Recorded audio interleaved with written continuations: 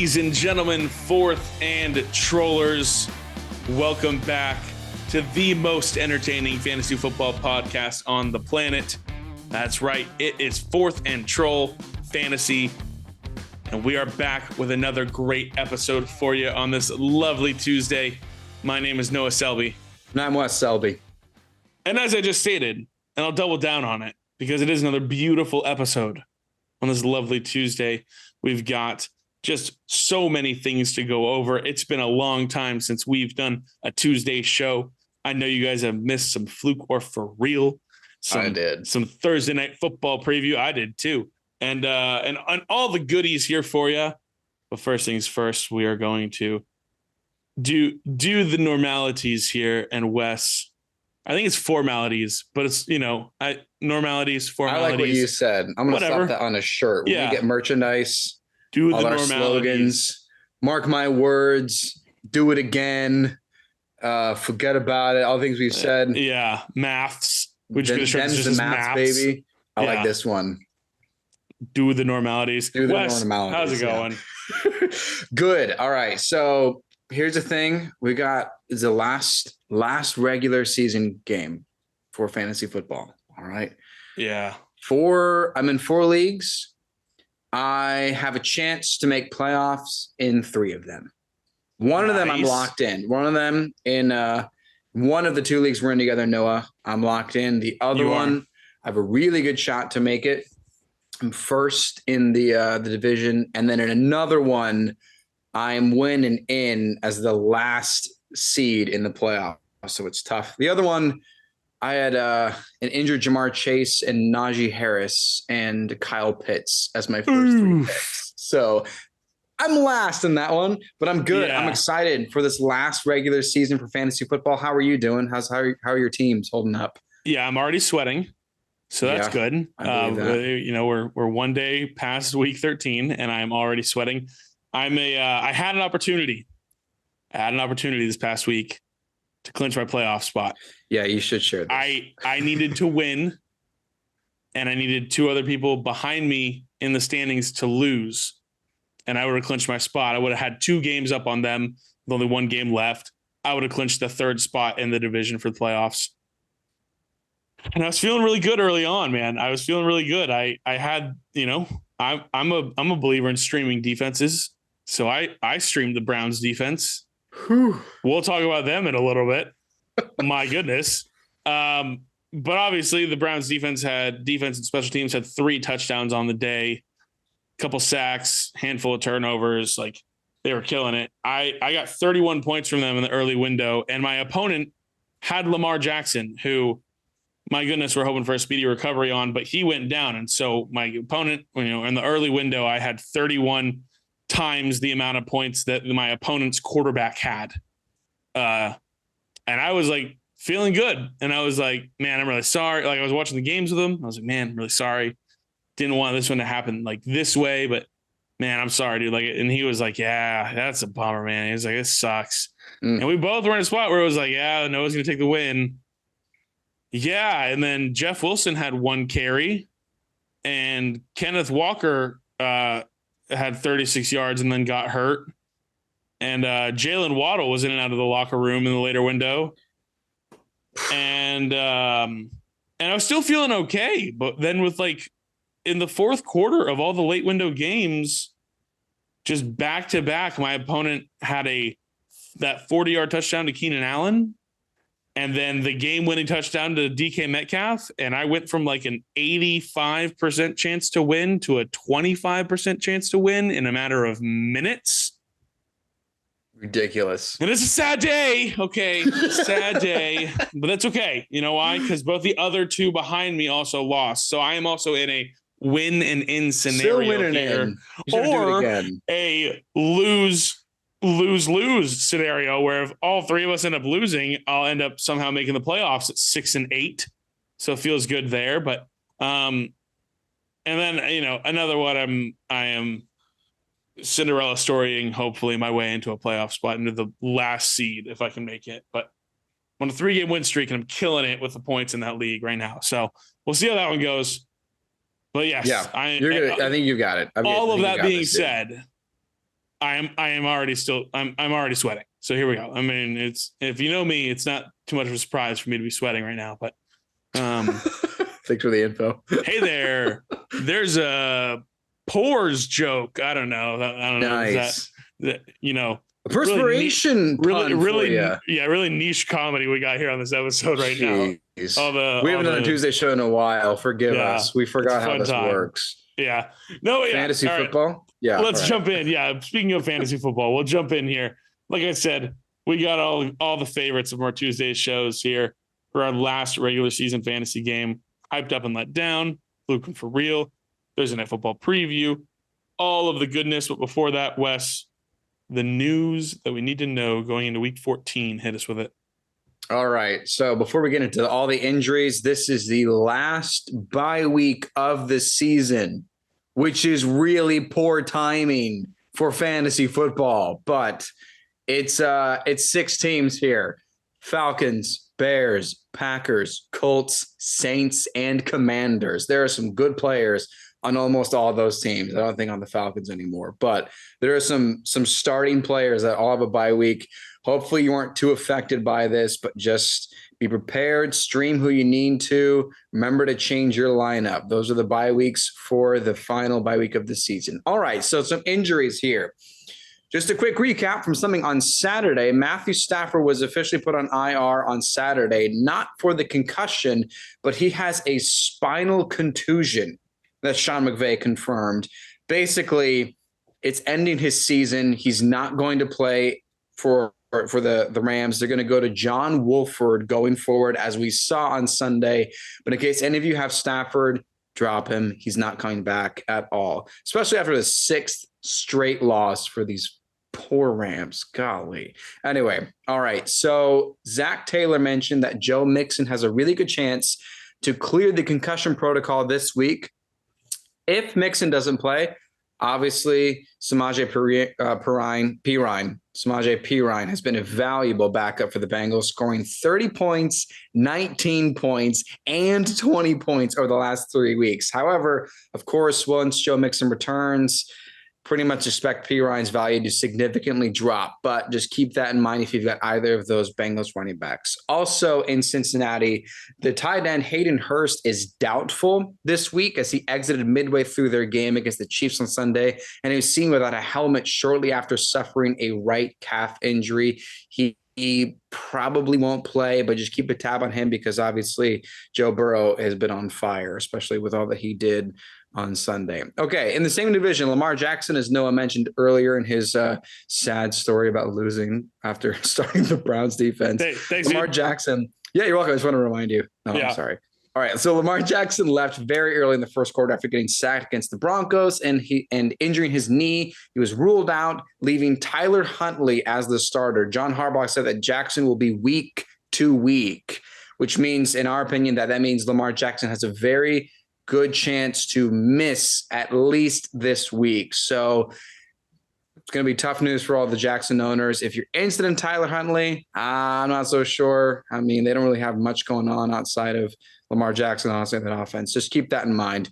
Speaking of injuries, got a couple more here, guys. Hang tight. Michael Carter has a chance to return this week in New York for the Jets.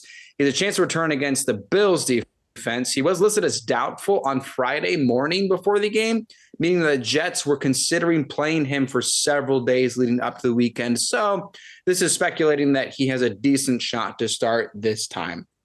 Cortland Sutton suffered a hamstring injury for Denver. He's considered day-to-day, according to Nathaniel Hackett, in case any of you are interested in starting anybody for the Denver Broncos offense. All right, Jimmy Garoppolo left on basically the first drive against the Miami Dolphins with what was an ankle injury, and he was carted off the field. Shortly after the game, X-rays confirmed he has a broken left foot. I'm sure you've heard by now that he is going to miss the rest of the season. So the 49ers turned to rookie, Mr. Irrelevant, Brock Purdy. He was the last pick in the draft. That's why he's Mr. Irrelevant. He took over for Jimmy G. He will continue to start unless the 49ers decide to sign someone in the next few days or weeks. They did sign Josh Johnson from the Denver practice squad on Monday. I think he's been in the league for 14 years. He played for like 15, 14 different teams. He's been around for a while. So in case something happens, there's another quarterback. But for now, it's going to be Josh Purdy until we hear otherwise. From that same game, Tua Tagovailoa reportedly suffered some kind of ankle injury during the game against 49ers. He never left, and he's still expected to play. There shouldn't be any caution behind his questionable tag throughout the week in case any of you are still wanting to start him after a down week. Mike McDaniel, their coach, said he's going to limit his practice throughout the week to ensure there are no setbacks. Also in Miami, Jalen Waddle exited early on Sunday with a leg injury. He did return in the second half and finish the game. When he was asked about it, Jalen Waddle said it's just part of the game, and he'll suit up for Sunday night against the Chargers. So again, after a down week, if you're looking to start Jalen Waddle to get into the playoffs, he's also very, very likely to start against the Chargers. Okay, interim head coach Jeff Saturday said that he has not made a decision whether Matt Ryan will continue to start for the Colts after getting annihilated by the Cowboys, 54-19. Of course, Sam Ehlinger would presumably be next in line, but we'll just have to see in case anybody is still interested in starting, I don't know, Michael Pittman Jr., who knows? Just keep a tab on that in case you're interested. Kenneth Walker, I feel bad, Noah. I feel like we're going through just like your lineup, going through. Yeah, it's nice. It's fun. Jackson. I like it. Kenneth Walker. So Kenneth Walker left with an ankle injury that turned out to be a, quote, foot strain, which Pete Carroll admitted he had never heard of before. Is very unusual. This means that despite the injury being significant enough for them to rule him out for the remainder of Sunday's matchup against the Rams, he has a good chance to come back and play against the Panthers this week. So don't be too worried. Just keep an eye on that in case you're looking to start him as well. Speaking of Panthers, Noah, it happened. I'm so happy. The Panthers released Baker Mayfield on Monday. Thank God. Oh, baby.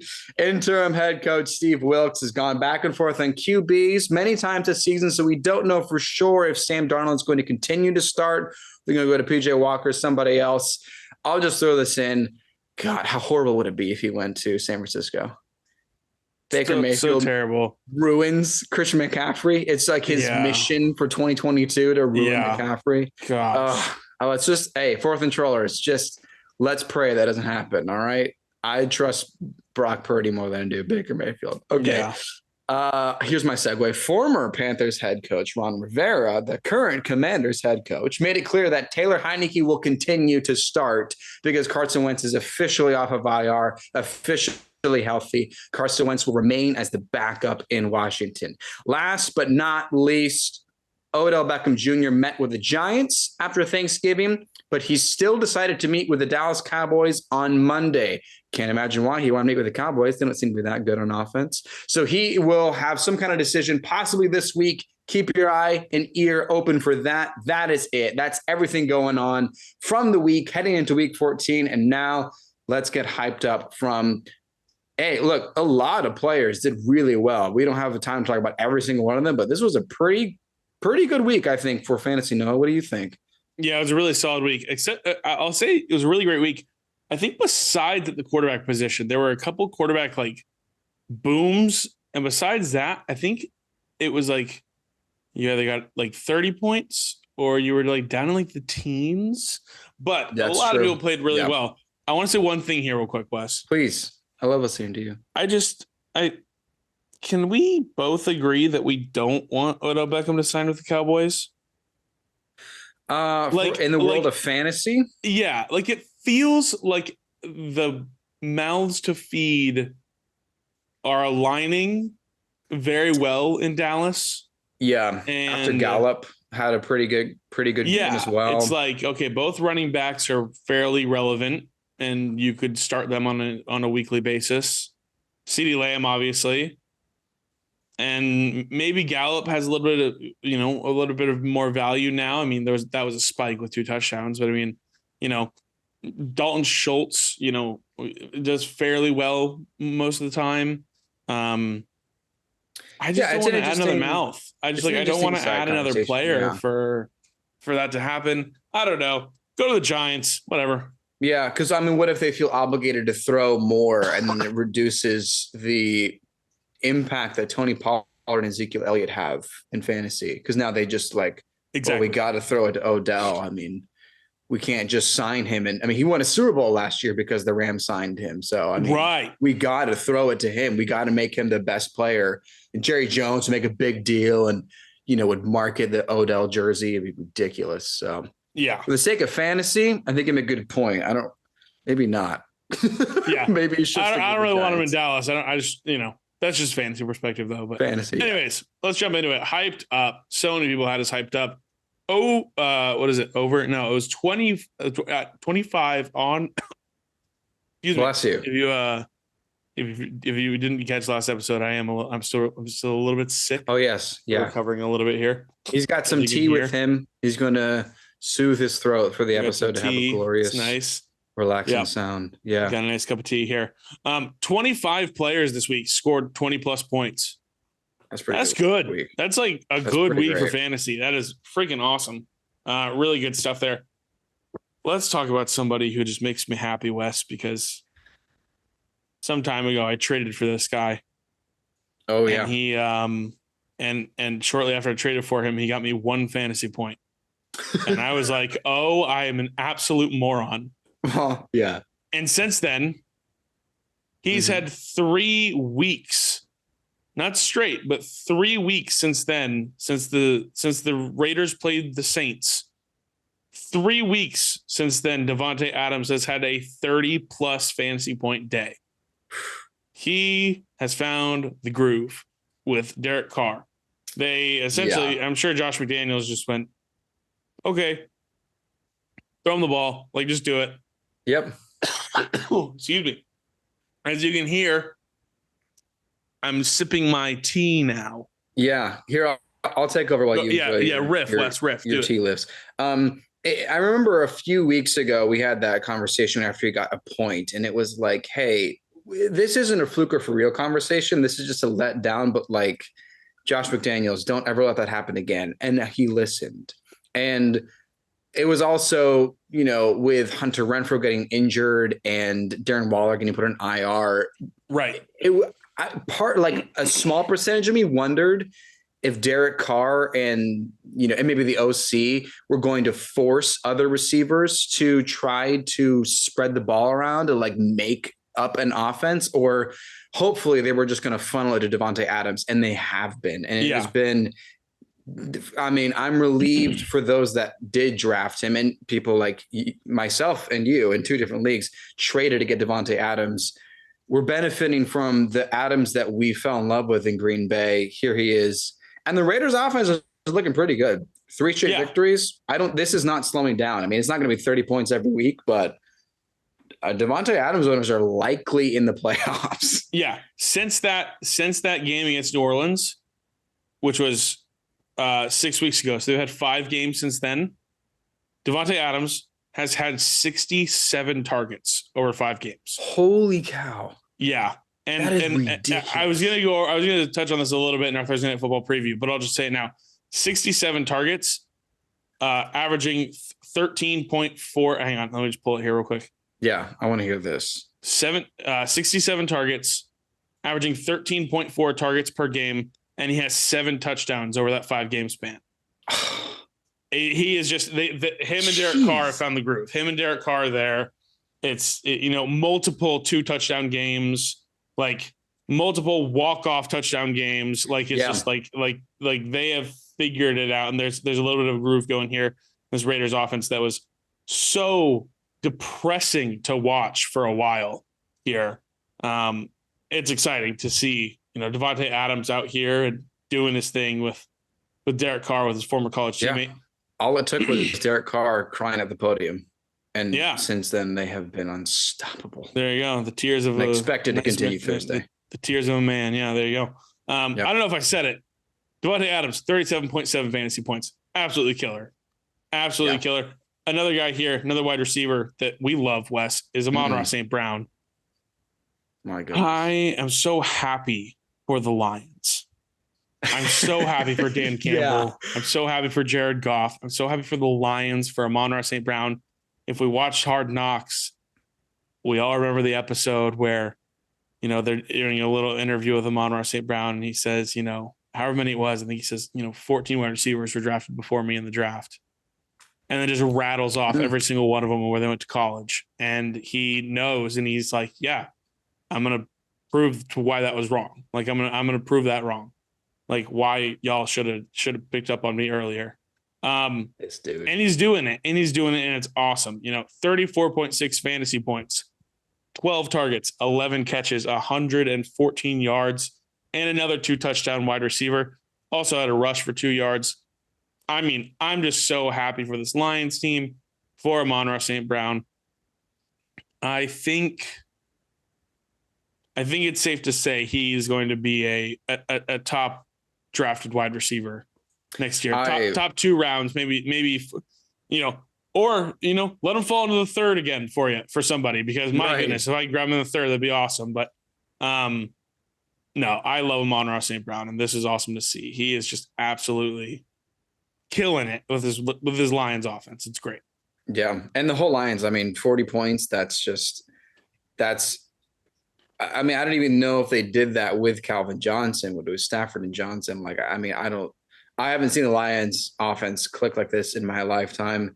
And Amon-Ra is definitely a huge part of it. But yeah, next year, I would probably be fine if he was my, wide receiver 1. I mean, it sounds crazy, coming off, talking about Devontae Adams and then going to Amon-Ra St. Brown, because I don't know if he has entered into that conversation as being an elite fantasy player and a top wide receiver in the league. But let me tell you, this guy is going to be worth wherever you draft him. I mean, maybe not first overall, but he'll be worth that pickup. He's going to win people some championship, I think, in this playoff run next couple of weeks. Yeah, definitely. Really excited about that. Another couple guys here, actually. Let's talk about the duo in Philly. Because my goodness, Jalen Hurts and AJ Brown, 34.4 fantasy points and 31.9 fantasy points. Excuse me. These guys are killing it out there in Philly. Obviously, they are 10-1. Or wait, 11-1? 11-1. 11-1. Just there. I mean, my goodness. Like, it's like we were last year, the rushing upside for Jalen Hurts was what kept his floor so great. Yeah. He had 34.4 fantasy points, and he rushed for 12 yards and touchdown. Dude is a baller. Like, he had 380 passing yards and 3 touchdowns, and he got pulled in the 4th. Like, that wasn't even a full game. This is like this second or third occasion this season where Jalen Hurts has an insane fantasy week and he gets pulled in the 4th quarter just because it's like, hey, we're good. Like, you can take it easy. Just awesome to see. Yeah. And with AJ Brown too, is he didn't start out hot. And that's also a relief to know that it's not, it may not be a clear indicator from the first quarter how AJ Brown is going to be incorporated. I mean, Devonta Smith also did really well too, but yeah, it's they can find a rhythm at any point in the game. It's not, clear sign like, the first drive may be really good, but the rest of the game is not, or the first drive may be bad. And that's a whole sign for how the offense is going to be. No, they can take a couple drives and then boom, boom, boom. And they're just scoring touchdowns after touchdowns. This is a pretty incredible offense all around, all facets. I thought the Titans were going to be the team to beat them, to make them, I had the Titans winning that game. Yeah.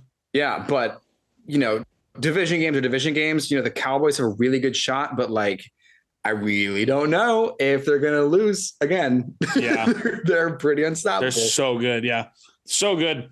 And they're missing a top weapon in Dallas Goedert. It just help is on the way for this team that's 11-1. It's crazy. Thank God. Yeah, absolutely insane here. Let's talk about the Browns defense. I already said it a little bit with 31 fantasy points. Just insane. I don't know if that's the most ever scored by a defense. It is not. I looked it up. Who topped it? Okay. The Patriots? So, no, here's the thing. I can't even see where they are on the rank. So I just went to statmuse.com. If any of you have ever looked that up, and just give some ideas. So I don't actually know the stats from the highest scoring game, but I'm scrolling down to the bottom of the page, 20 defenses have scored more points. Wow. But the most all time was the Seattle Seahawks in 2005. They walked away with 46 points. What? Oh my God. I don't know what it was. I can't look up and see, like, did they have like 17 touchdowns or something? But either way, Browns defense, I mean, God, the Texans suck. Yeah, it's tough to see what's going on there. Hopefully, obviously they're going to have a top pick and hopefully they get one of these good quarterbacks in the draft. But yeah, not looking good for them. Somebody who does look good, we mentioned it a little bit, is he's on fire, is Joe Burrow. Ooh. The Joe Burrow, does this look familiar, Wes? Have we seen this once before? Where in the last quarter of the year, this Bengals team just is getting hot and beating the Chiefs and then beating them again and then beating them again. Joe Burrow. Patrick Mahomes just had his second child, and Joe Burrow now has his first because Patrick Mahomes is Joe Burrow's baby. Joe Burrow is Patrick Mahomes' daddy. That is what's going on here. Well said. Joe Burrow has his number. It's crazy, but 30 fantasy points for Joe Burrow in a game where, passing was fine, 286 yards and 2 touchdowns, 11 rushes for Joe Burrow for 46 yards in the rushing touchdown there. So he added another, 10 points with his legs, which is nice for his fantasy owners for sure, getting him to our hyped up segment. Watch out for them Bengals. This is going to be interesting to watch them throughout. They've got a fantastic schedule for the rest of the year. And I don't even mean like fantastic for them. I mean like the Bengals are going to play in a fun game, I think, every single game for the rest of the year. Like, it's going to be exciting to watch. They have the Browns next week, and then the Bucks, and then the Patriots, and then the Bills, and then the Ravens. And so it's just going to be a fun schedule for them to close out the year. Should be some good games in there. We're excited to watch for sure. I'm also interested to see how Joe Burrow does against the Browns next week, since they completely bottled him up. Yeah. Which was the first week without Jamar Chase. Now they have him back. So, I mean, of course, we can imagine he'll play great with Chase there, but that'll be interesting to see how, if the Browns just have, Burrow's number. Yeah. Or maybe it was just without Jamar Chase. It's obviously harder, but Joe Burrow's pretty good at football, I would say. Yeah, Joe Burrow's pretty good. I like that guy. Of course, it wouldn't be hyped up without some kickers. Greg Zuerlein and Michael Badgley, 20 points, 19 points. Fantastic. Just some hot leg swinging dudes out there. Just scoring your points. So that's my nickname in high school. Hot leg. Hey. Yeah. Hey. Hey. All right. Let's stop smiling. Quit laughing. Forget it. As we always need to do. Let's get let down. I'll go a little out of order here, Wes, if that's okay with you, because let's just start with the Miami trio. Oh, let's get this out of the way. Oh, man. Tua Tagovailoa, 13.8 fantasy points. He lost 6 of his fantasy points off of turnovers. Off of, everyone has a down week. Apparently, based off the social media response, Tua Tagovailoa is the only quarterback in the NFL who isn't allowed to have a bad week. Because this is absurd. True. It's it's just, everyone found the sliver of hope for their narrative after this game. And I'll be the first one to acknowledge, something was off on Sunday with Tua. I'm not sure if it was, if he was worried about the pressure and he was a little trigger happy and, he knew the pressure was going to, be getting to him and he didn't want to make bad throws or underthrow. So he put some more on the balls. I'm not sure. Something was a little off. But I wouldn't be worried for fantasy, though. I'm not worried for fantasy. You still have Jalen Waddle. You still have Tyreek Hill. Tyreek Hill still had like 28 fantasy points. He was awesome. Even in the game where, on the first play of the game, Tua hits Trent Sherfield. And Trent Sherfield's revenge game, by the way, for a 75-yard touchdown on the first play of the game, which I lost my mind. But just a letdown of a week from Tua. And, now we get to see him on a national stage 2 weeks in a row We'll get them on Sunday Night Football, which Wes, you and I will be at that game at SoFi Stadium. Ooh. I don't know if we've said that on the pod yet, but I am. This is, you heard it here first, folks. Wes and I will be at SoFi Stadium for the Dolphins-Chargers game on Sunday Night Football. We are both over the freaking moon right now, man. It is we're both so excited. It's going to be a great time. Especially, we were going to this game anyways, but especially this game getting flexed to prime time is awesome. Getting to go to a primetime game, sitting right down there in the south end zone. Oh, it's going to be a great time. It's going to be a great time, Wes. I'm so thrilled.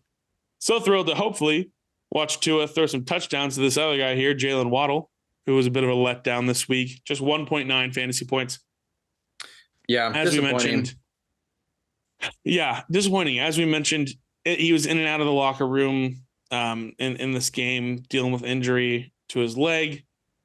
As he said himself, part of the game. He'll be fine. He'll play through it. But, I'll take this moment to talk about this Dolphins team. Just for a second. What kind of Dolphins fans would we be if we didn't use our soapbox to be a little biased right now and have a little conversation? This is unlike you. Yeah, I know. brand new habit for me right now. So starting off strong here. But here's what I'll say. Mike McDaniel schemed up an offense where these guys were wide open. Like, these receivers were wide open a lot of this game. And like I said, just something on the offense wasn't clicking. And there are some disconnects on some of these passing plays. You know what? Everybody has a bad game. The Bills lost to the Jets. The Chiefs lost to the Colts. Guess what? The Dolphins lost to the Niners. Bummer. You know what? We move on from it. But that's what I'll say. As I was saying about the offensive scheme that was drawn up, and we'll move past it from there. We'll see what happens here. Moving up on prime time with this Dolphins team. Yeah. I think just to connect it to fantasy, point being the carriage didn't turn into a pumpkin, to use the Cinderella phrase. This was just a down game. Tua's going to be he's going to be wonderful next week. Jalen Waddle will bounce back. Jeff Wilson owners can look forward to something. Even Raheem Mostert owners, who he saw 3 points. Dolphins offense, it's not a fluke. Get ready for Sunday night against the Chargers. Yeah. Who don't have a great defense right now with fantasy. So no, they don't. No, they do not. They do not whatsoever. Moving on here, just a few more guys that let us down. Nick Chubb. We've seen a few times this year when Nick Chubb doesn't score touchdowns, what can happen for fantasy. This is another one of those games. 17 carries, you love to see. 80 yards, moving the ball on the ground, no touchdown. Not a great situation there. Hopefully it isn't a sign of things to come with Deshaun Watson back, but for Nick Chubb owners, just let down. Just let down. Another guy who was definitely a letdown, like for sure. It's Travis Kelce, 7.6 fantasy points.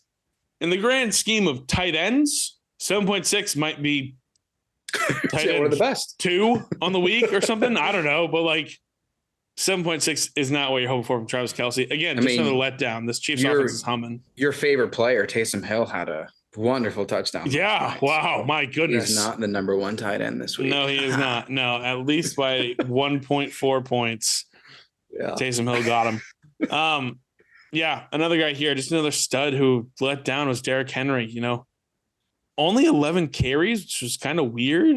3 targets in the passing game, just 5.8 fantasy points. Just let down. Bad week. Think. Yeah, Eagles defense some people. Good. Yeah, some people have a little narrative about Derrick Henry only being good when he gets 30 carries or plays a division rival. I don't know if that's true. I don't necessarily buy into it completely. It is a pattern that is true and worth noting, but well. Derrick Henry, you're let down, but it's not a massive deal. You're not going crazy over, this week that you got from him. Another guy, George Kittle, who just really hasn't been what people hoped he would be this year. obviously, quarterback situation was a little weird for the Niners this weekend. And yeah, I think it's just, I'm not sure what to do with the tight end position, really, besides getting a time machine and going back in time and drafting Travis Kelce, because I think that's all honestly, I can do to make up for it this year. Mark Andrews hasn't been great lately and is still tight end 2 on the season behind Travis Kelce. Like, it's just, yeah, it's Travis Kelce, and then it's good luck. After that, it feels like. Yeah, I throw in honorable mention for or dishonorable mention rather for Deebo Samuel, Brandon Ayuk, because again, losing Jimmy G, whether you think Jimmy G is a bad quarterback or not, he's a better fantasy quarterback at least than what it may look like with Brock Purdy. It'll be interesting to see. Maybe Brock Purdy could be just like a streaming quarterback just for the talent around him, but it definitely changes how this Niners offense is going to run when they don't have Jimmy G, who's taken them to a Super Bowl before. Yeah. Yeah, I agree. It's definitely going to be a dynamic we have to watch for to see kind of what plays out. I mean, obviously they got to win. So maybe they're okay with something there from him and maybe with some more time to prepare. Shanahan runs a very quarterback friendly offense. Jimmy Garoppolo has been to a Super Bowl. That's not right. A slight on Jimmy. Jimmy is a fine quarterback, but like Jimmy Garoppolo went to the Super Bowl. So it's like, Shanahan could draw up the plays when he needs to. So we'll see what happens here. I know they like Brock Purdy for sure, especially right now after him being able to help out getting that win there. So yeah, definitely a good week for him in his first NFL action. Last guy, Adam Thielen, 4.7 points. Man, it's disappointing. It felt like, yeah, it's the targets are consistent. He's still getting those 6, 7, 8 targets, but if he's on your team, he's a bye week filler for sure. And that's really the extent of it. So hopefully you're not in a position where you have to rely on him. So yeah, just disappointing because last week he had such a great game and it was right. That hope like, maybe the Adam Thielen that tied Calvin Johnson's record for most consecutive 100-yard games is back. Yeah. He's not. No, he's at not. least immediately, but just disappointed. Yeah. Guy. Yep. Yeah, no, definitely disappointed. Definitely let down. Those are some hyped up and let down guys from the week. Guys we're talking about. We got some Fluke for real though, Wes. Let's jump in and let's rapid fire these guys. Because they're guys that are fun to talk about, but we also got more stuff to jump to. So let's go ahead. First guy here, and I definitely want to have a little bit of a conversation on this guy, is Christian Watson. What do we do with this dude? Screw it. Like so lock him in. Screw it. I feel like touchdowns in 4 games. Is it 4 straight? Yeah, it's 4 straight games of 20 plus fantasy points. Let's go. It's like, how do you have this guy on your team and like you think I'm going to bench him? I don't think it'd be hilarious. I have him. I would have scored more points if I'd started him over Justin Jefferson. Yeah. Crazy. Whatever. Absolutely sometimes crazy. You just got to accept some players are. I was thinking I talked about it last time, but he's like James Conner from last year. Like, yeah. All right. You get like 40. He has less than 50 yards and 3 catches. And a touchdown. Okay, great. And then he has 1 rush for 46 yards and a touchdown. Screw it. Start him. Lock him in. Win your championship because of Christian Watson. I don't care. I will say one thing. A lot of people have been saying, is he this year's Amon-Ra St. Brown? Amon-Ra came on very strong at the end of the last year. Right. And won people their leagues. He very well could be. But Amon-Ra St. Brown was getting like 10, 11, 12 targets a game and doing it that way. Christian Watson is just scoring like 35% of the time he touches the football. It's insane. It's absolutely insane. Like, I feel the regression. It's like Is it the same thing as CEH from the beginning of the year? I don't know. I feel the regression coming, but it's just like, I mean, you can't, if you have him, you got to start him. Like, it's like, look at this guy. He just keeps doing it. So Christian Watson, pretty for real, sounds like right now. For real. Yeah. Screw it. I don't care. Start him. Let's talk about this guy who was excited to see West, DeAndre Swift, 21.1 fantasy points. Fluke or for real? I say for real because of two plays. First point, he was the last person I mentioned to go trade for. I didn't pan out right away, but I'm grateful to see that this may be turning into fruition. This is happening, but I like two plays that happened. Okay, DeAndre Swift had a really good run inside the red zone, and he took it right to the goal line, and he reached out to score a touchdown, and they called him down, and he was just shy. And we've seen it all season is they just give it to Jamal Williams. Not this time. They handed it to him, and he took it to the outside, and he scored a touchdown. That's where his touchdown came from. They gave it to him on the 1 yard line. Now, Jamal Williams still scored a touchdown. His 14 freaking touchdowns on the season, which is unbelievable. Watch out, LaDainian Tomlinson. But I like it. I say for real, DeAndre Swift, 14 carries. Let's do it. 6 targets. Let's do it. Welcome back. Feeling like it. I like it. I like the 20 opportunities. Big fan there. AJ Dillon, 20.9 fantasy points. Fluke or for real, Wes? I would like to say fluke because Aaron Jones got hurt, but I know that AJ Dillon is capable of this.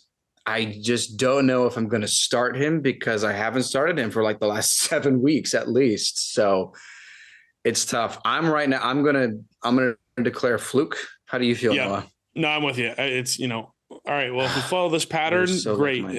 Every 12 weeks, he has a 20-point game. Great.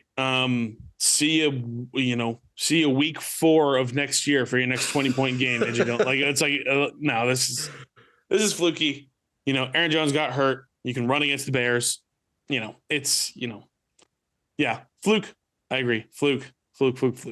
Cam Akers, 19 points. I'm going to do things to Sean McVay's family. I don't know what it is that I'm going to do, but I'm losing my mind here. 19 points. Fluke for real. It's going to sound stupid, but I'm going to say for real, only because I think Sean McVay has thrown in the towel. And I think he's just like, screw it. Whatever. Anybody can have the football. Anybody can run it. Anybody will catch it. I don't care. Sure. You want to have 2 touchdowns? Go ahead, Cam Akers. So, we're going to talk more about the Rams for Thursday Night Football, but I'm frustrated that I'm going to say for real. Does that make it better? Yeah. Yes. I'm glad to know the emotion behind it. Yeah. It's good to hear. Let's move on. Zonovan White or Zonovan Bam Knight. They call him Bam Knight. Oh, do they? 16.8 fantasy points. Fluke or for real? He was the backup to Michael Carter. You just got to go with fluke, right? I think so. Okay. I think so. Because obviously, but the dude looks good. James Robinson. He does look good, though. That's the thing. Yeah, James Robinson was a healthy scratch 2 weeks ago and is not a factor here. I don't know, man. This guy looks good. It's 15 carries for 90 yards.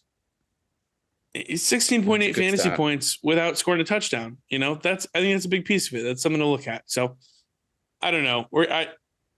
Depending on the longevity of Michael Carter's injury, we'll have to wait and see. But I know Bam Knight here helped some people win their fantasy leagues. Yeah, shout out to I don't remember who it is in our personal league, Noah, but the genius that shout out to David. Dude, I was scrolling through just to get these stats for our breakdown for this episode, and I was like, he started him. Bam Knight over big brain move. Holy cow. Bam Knight over Leonard Fournette. What a call. Technically correct. Like mathematically the right move. I mean, Fournette's not a good game, but yeah, what a call there. Yeah. Let's talk about Fournette's running mate here, Rachaad White, though. 16.9 fantasy points. Relieved. Fluke for real. Relieved to see this. Down to the wire, quite literally. Literally the wire. And, shout out RIP, the Chris Godwin owners that could have had even more points because the first touchdown, final seconds was to Godwin and they got called back for holding. But how interesting that Brady went to that curl route there to Rachaad White for the game winner. Yeah. I like it. And I'm very happy also for Leonard Fournette owners that they still get he got a lot. Fournette had a lot of targets. Yeah. So I'm very happy for both parties. For real, Rachaad White, I think you can continue to have him in your flex. Yeah. Let me ask you this, Wes. If you had Leonard Fournette and Rachaad White on your team, maybe you grab Rachaad White to handcuff Leonard Fournette when you got injured. Okay. Which way would you lean on this? Which would you go to start, Rachaad White over Leonard Fournette?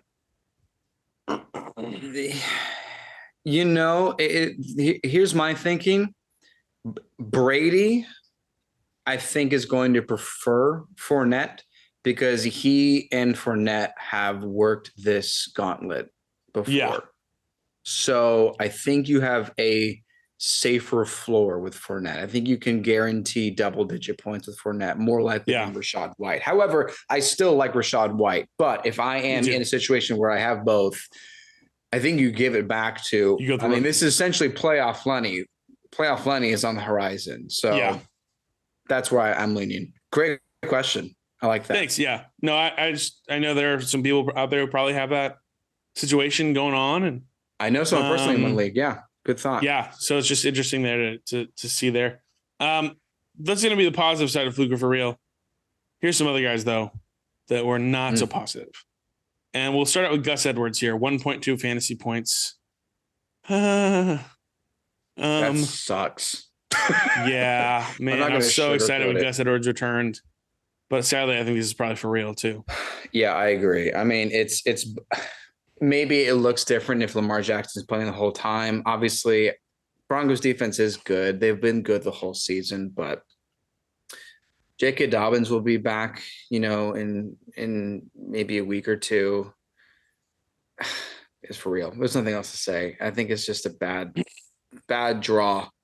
Glad the Ravens still won because they usually lose that type of game, but yeah, bad news bears for Gus Edwards owners. Yep. Definitely. Hey, Amari Cooper and Deshaun Watson combined for less than 14 points together. That's fun. Against the Texans. Yeah. I don't know. I mean, I think this is fluky for Amari with 8 points. And obviously I'll say fluke for Deshaun with 5.3, but almost half of those were with his legs. 2.1 of those 5.3 points were rushing. So maybe it's the 700 plus days away from football of rust. Maybe he sucks now. Or maybe he was playing in Houston and everybody in that whole state and hates him. And that's a big state. Yeah. Maybe just the nerves. I will say it's going to happen again next week, though. Are you going to go against the Bengals defense and try to put up 15 points after one start in 2 years? No. I'm not starting Deshaun Watson. Yeah, no, me neither. I think Amari Cooper's value can be salvaged. I don't think Deshaun Watson is startable. So. I do like Donovan Peoples-Jones, though. I think there's an upward trend there. But, yeah. I also wonder, how is Nick Chubb good? I mean, I'm tempted to put Nick Chubb in this conversation just because maybe. I don't know. But let's move on. Okay. Let's move on. The Browns suck. I don't like them. I don't like the Browns. Anyways, Cordell Patterson, 6 points. Fluke for real. It bothers me that this is for real. Me too. I was so excited about him coming back from injury. Yeah, and I even looked too. He had a worse snap count than Tyler Algier. Yeah, it's just Tyler Rozier had 10 carries.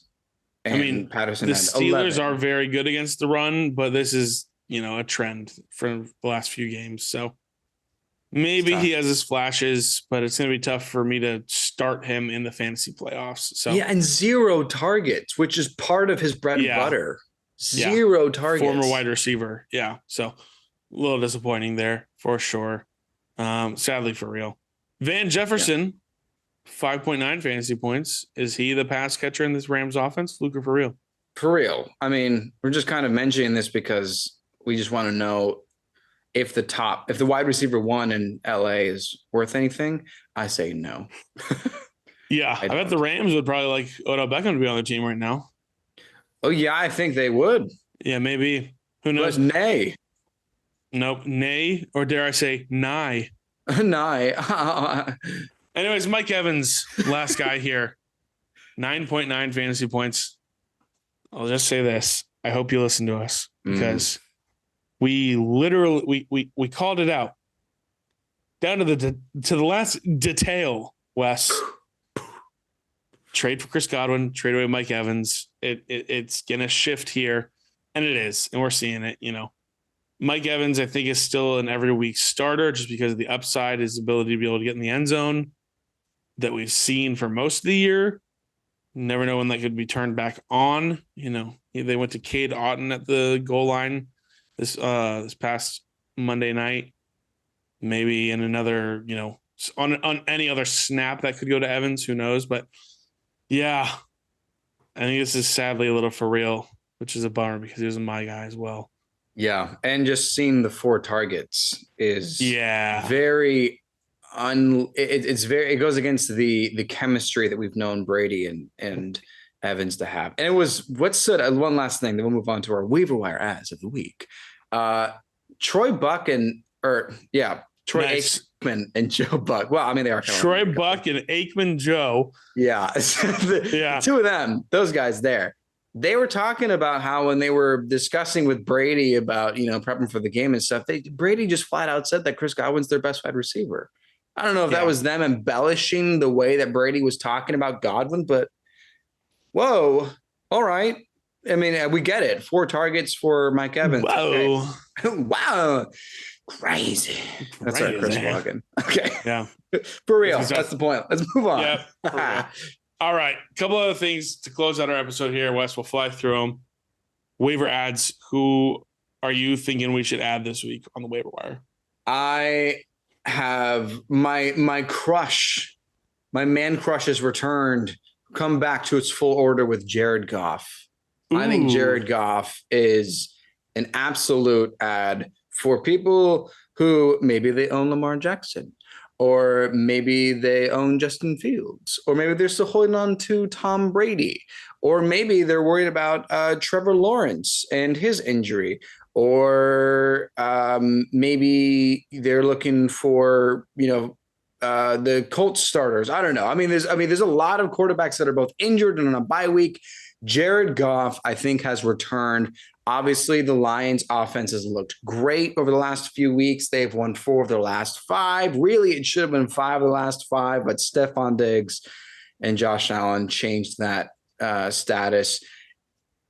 Jared Goff hasn't put up the kind of points that have looked like that he is a starting fantasy player, but this Lions offense definitely has. And Amon-Ra Brown has certainly returned to his full form. And DeAndre Swift starting to look like the first round talent that he was when he was drafted 2 years ago. And of course, Jamal Williams is there. I really like Jared Goff. He threw 340 yards on Sunday and 2 touchdowns. He has he's one of the top 10 in passing touchdowns, I believe. I really like him. If you need a quarterback, Jared Goff should be, I think, your only option.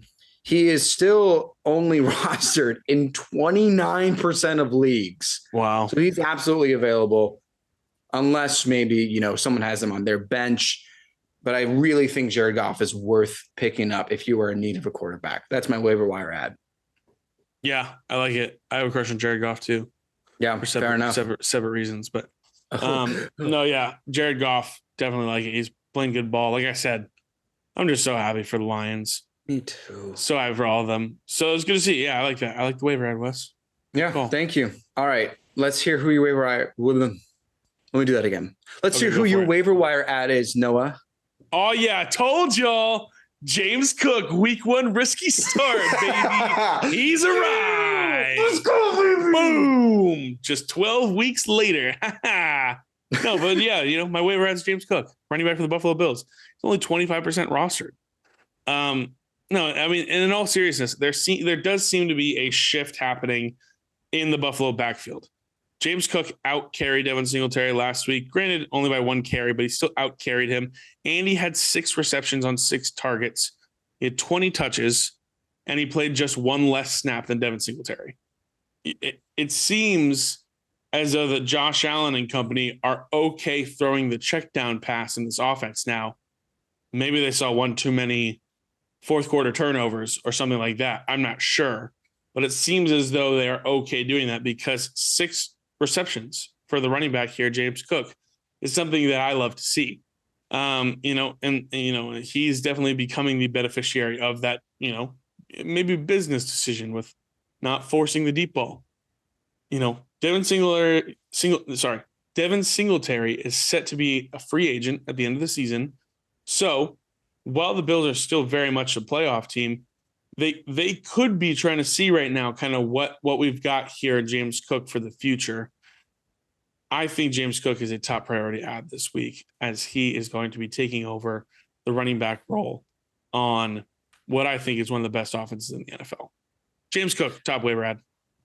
I am glad you're reminding us of James Cook because, they played Thursday, so it's easy to forget about you see the hot players from Sunday and even, last night's game, and you just think like, oh, let me try to, while they're fresh, you try to get those players.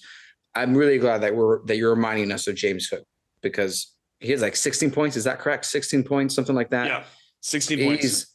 He's really good. And, let's not forget his brother is Dalvin Cook. So he knows a thing or two about how backfields work. And I really like his future. Great point too about Singletary and his contract with Buffalo.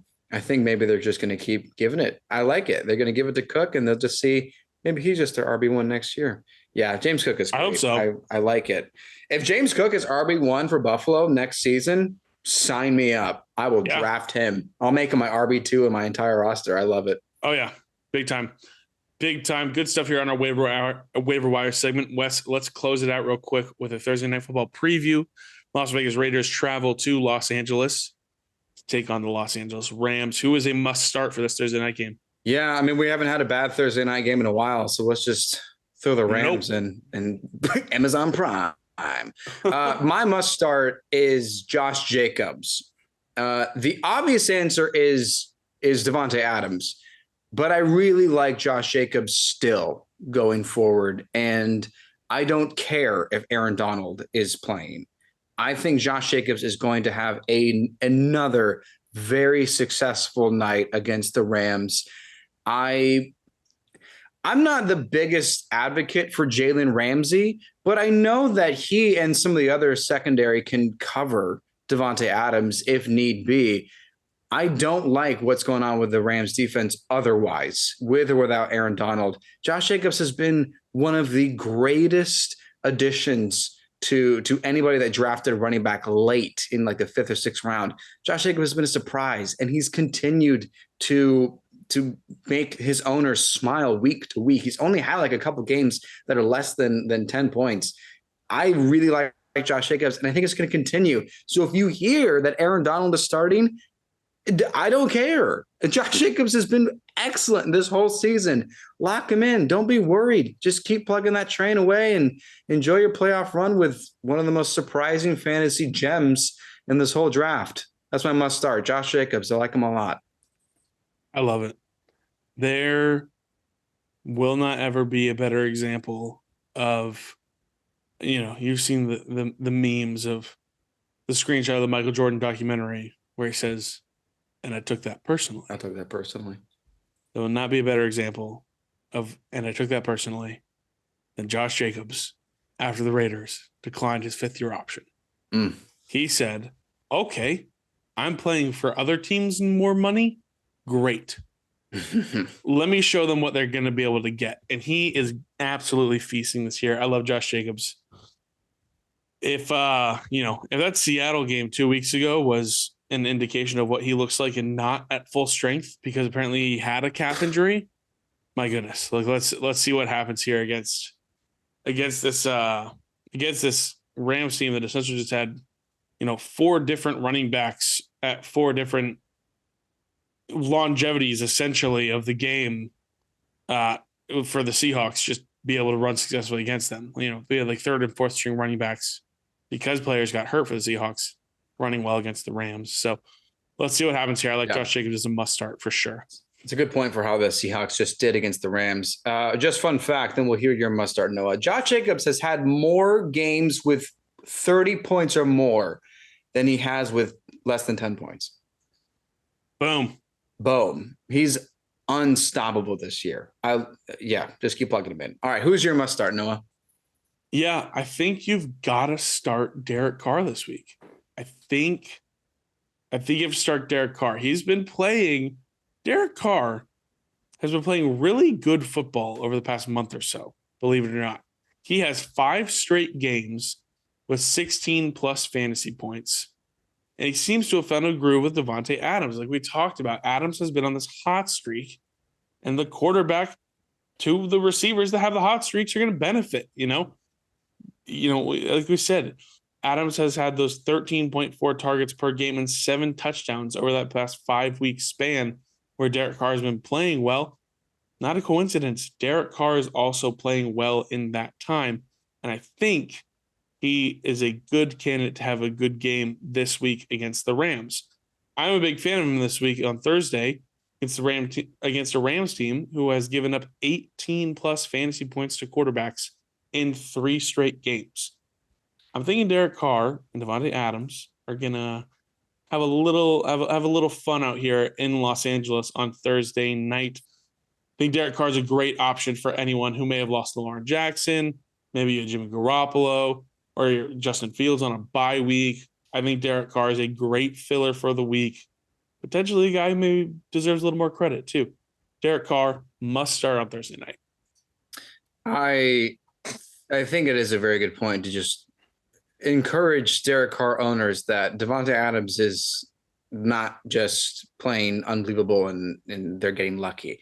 No, I mean, Derek Carr is leading this team to victory, and obviously Adams is a big part of it. But I mean, I kind of want the quarterback that has the quarterback throw into Davante Adams, and Derek Carr is certainly succeeding. I mean, 250 yards on Sunday, 295 the week before, 307 the week before that. I mean, he's been playing excellent. He has, he's just been playing well. And I think you're right. He does deserve more credit.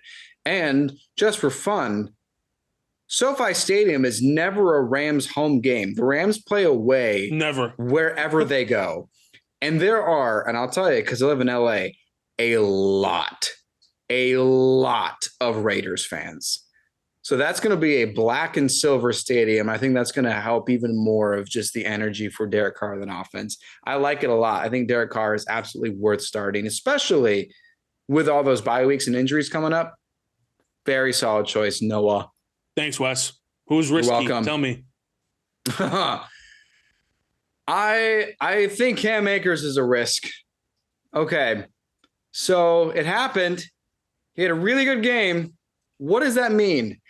All right. I'm just going to break it down for a second here, just so we can talk together about this Cam Akers explosion of 19 points. So he saw 72% of snaps compared to Kyren Williams, 28% of snaps. Okay. That's a good sign. I like that. It's actually his best snap count of the entire season by far. The next best was 50%. Okay. However, just the week before, Kyren Williams had 70% of the snaps and Akers had 30%. I want to believe this is for real. I was talking about it earlier with the Fluke or for real. I want to believe this is for real. I want to believe McVay is saying here, I'm sorry for all the weird emotional tension from the start of the season. However, we've said it before. I'll say it again. Do it again. I need to see it again because it has not been Cam Akers' season. We called him a bust after like one half of football. Yeah. In the kickoff to this season. Okay, here's something else. He scored more than half of his total fantasy points on Sunday for the entire season. He scored more than half of it in just this one game. I know the Raiders don't have the best defense, okay? If you want to know, they average about 21 points to running backs per game. Remember, you've made it this far without Cam Akers, okay? It's unlikely your team needs Cam Akers to make the playoffs, but if you want to pick him up, fine. I understand. It's exciting when you see stats like that from a player that you know is supposed to be putting that up, but I think it's still a risk all around. I see him do it again before I want to start Cam Akers in my playoff run. Cam Akers, my risky start. I'm worried about it all. I'm with you, Wes. Let's see if he'll do it. He'll do it again. Let's see. He'll do it again there. Let's see. That's a little deep cut for some specific for the trollers out there. You're welcome. Right. Yeah. A niche. A good time. Niche. I like it. A good risky start. I'll add on to it with my don't start here in just a little bit, Wes, but I like it. Risky start Cam Akers. Yeah. All right. Well, then let's get some progress here, and let's get to your risky start as well, Noah. Yeah, risky start. Mac Hollins. Okay. Like Derek Carr, Mac Hollins has been playing some decent football lately as well. He has at least 11.2 fantasy points in 4 of his last 7 games. Now, that stat can be viewed as a little or you can view it as a positive. And to be honest, I truly don't know where I stand on that stat. If I'm being for real, this is truly a risky start. Part of me thinks maybe, the Rams have been seeing all the touchdowns to Devontae Adams over the last month and want to shut him down. And so Hollins has a decent game. And then the other part of me is like, yeah, it's Devontae Adams. So why would you start anybody else? It's that's the case that I'm in there. So truly proceed at your own risk here. But with 6 teams on a bye week, you could probably do worse at a fill-in flex spot than Mac Hollins.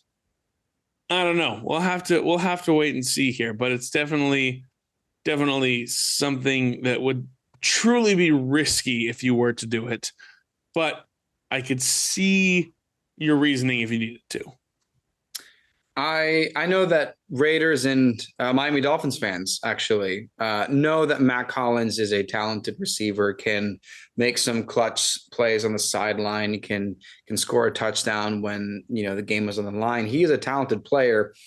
It doesn't always translate in fantasy, so I do think it is a risk. However, there is a scenario that the Rams just put 14 players, including coaches, to cover Devontae Adams, and well, you got to throw it to somebody. So I like the thinking that Mac Hollins is good enough to be a risk, but it is definitely a capital R risk. I think it is. I don't know.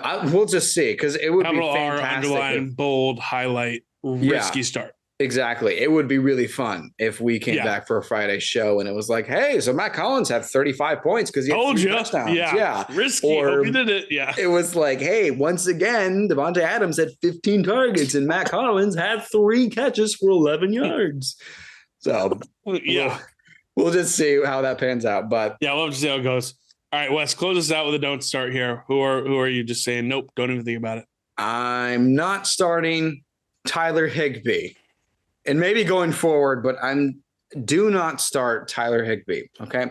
Higbee has not been a reliable fantasy option for tight ends, I would say, all season, okay? He's had 1 game that was pretty good. Other than that, he's only scored more than 10 points once since week 5. It just has not been his season, even without Kupp. What concerns me the most is not just that Stafford is out for the season, but it's that the Rams decided to run the ball 33 times on Sunday. And it wasn't just that it was like a surprise performance from Cam Akers and they kept the ball rolling. I mean, they had a lot of yards. I think it was 176 yards total on the ground. Here's the thing. They handed the ball off to 6 different players. 6 different ball carriers. You know who else carried the ball? Bryce Perkins took a handoff. Do you want to, I mean, the backup quarterback took a handoff. That's what the Rams offensive coordinator, I looked him up because I wanted to figure out what the hell are you thinking? Liam Cohen decided, I'm going to put all of our quarterbacks in on this snap. I'm going to have one of my quarterbacks hand it off to the other quarterback. That's the game plan. What? What 33 rushes, including a quarterback handoff to another quarterback. Tyler Higbee, even though he was tied for most targets for Sunday, if this is the kind of play calling we're going to be seeing going forward, especially if Cam Akers is for real, and this is the type of game we're going to see more often, I'm not interested in this tight end, even if he has the most targets. It's 5 targets for 2 catches for 14 yards. Forget about it. Yeah, don't do it. I mean, Wes, you alluded to it and called him, he was a dud a few weeks ago. And then, I feel like, Wes, I feel like we might be partially responsible because Tyler Higbee had a great first month of the season. And then when we went to go see him in person, he started to suck. And I don't know what we did. I don't know what we did there, but yeah, Tyler Higbee should not be started. I agree with you, Wes. The Rams have not won since we walked out of SoFi. That's also another aspect. So you're welcome, you guys. Yeah, there you go. Super Bowl defending Jake and Shelly. Sorry, guys. Yeah, shout out to Jake and Shelly. Thank you for the tickets. We've ruined your season. Sorry, we ruined your team. Sorry, all right, guys. Close us out, Noah, for our Tuesday show here. Who's your don't start for Thursday night? Raiders at Rams. Yeah, it's sad, but don't start Kyren Williams. Oh, I know. Listen, I'm as big of a Kyren Williams truther as anyone. I love this guy, but I hate Sean McVay. I don't know what this guy is doing with this backfield. And just as we think it's time for Kyren Williams to show what he's got, last week plays 70% of the snaps. Nope, we get to see the Cam Akers that we all thought might come out this year. And it's a headache and one that I just don't really want a part of. You've probably got better guys than Kyren Williams on your team. And as sad as it is, I'm actually planning on dropping Kyren Williams if I need a waiver ad here. Oh. I think he's a guy who can be dropped just because going into the playoffs, what are you going to take a dart throw on Kyren Williams? Like on this Rams offense who has nothing going for themselves? I don't think so. So it's disappointing. And I think Kyren Williams can be dropped if you need to add somebody off waivers. However, 2023 Kyren Williams will be known. I guarantee it. Mark my words. I don't have like a stat line to say. I just think Kyren Williams is going to show up next year, and maybe wishful thinking, but I love Kyren Williams. Big Kyren Williams fan right here. But don't start him, and he can be off your team now if you needed to be. You put it perfectly, Noah. It's a headache. It's a headache in the Rams backfield. Don't forget, Darrell Henderson was their leading rusher when they cut him. They're like, whatever. Get out of my life. And it is a complete dart throw. Like if you need to start Kyren Williams, you are not making playoffs. So yeah, and I'm not hoping to be making dart throws in a playoff matchup. That's right. That's not my strategy. So it's like, all right, let's see what happens here. Yeah, I remember you described it when you said don't start Dontrell Hilliard, who got a touchdown just to scare you in a Thursday night, but he didn't end up doing that well. You phrase it as don't get cute. And I like that. I'll just back you up. Don't get cute. Don't start some weird start like Kyren Williams. Just stick to Josh Jacobs. Yep, stick to Josh Jacobs for sure. Oh man, I have missed these Tuesday episodes, Wes. This is wonderful. This is a good one. That is going to be all the time we do have for this episode, though. Wherever you're listening, we'd appreciate it if you gave us a like and a follow and join us next time here on For the Troll Fantasy. Leave us a review. Give us 5 stars and write something funny in the review, and we'll give you a shout out next time. We're on social media everywhere at 4th and Troll Fantasy, on Facebook, and everywhere else just at 4th and Troll. Look for our mascot, Teddy the Troll, and make him smile by giving us a follow and joining us next time every Tuesday and Friday. I'm Noah Selby. And I'm Wes Selby. And this has been 4th and Troll Fantasy.